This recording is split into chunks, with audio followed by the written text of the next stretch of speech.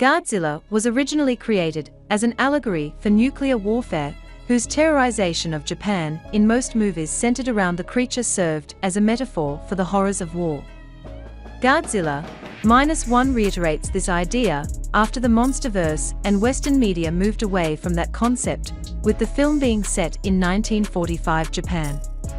The idea behind Godzilla -1 as the title is to indicate that Japan was at zero, the country's lowest point after World War II. From being on the opposite side of the war to the Allied powers of World War II to the nuclear attacks on Hiroshima and Nagasaki, Japan was in an incredibly dire state in the 1940s.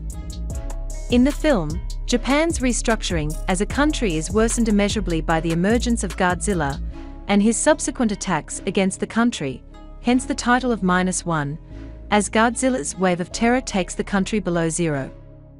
In terms of how Godzilla -1's title connects to its story, the main link is found through Godzilla's depiction.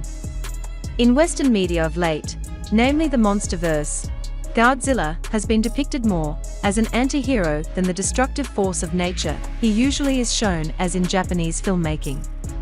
However, Godzilla -1 completely reverses this, going back to the stories of old in which Godzilla's catastrophic actions were the instinctual rampages of a giant monster that served as the aforementioned metaphor for the horrors of warfare, as opposed to Godzilla being a benevolent force for good.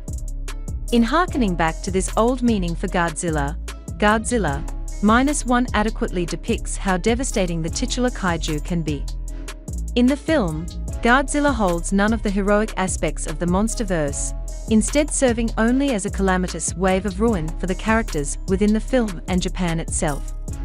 As such, Godzilla's depiction perfectly mirrors the title of Godzilla -1, providing it with an apt amount of meaning regarding how the film views Godzilla and what the iconic kaiju has always stood for in Japanese filmmaking.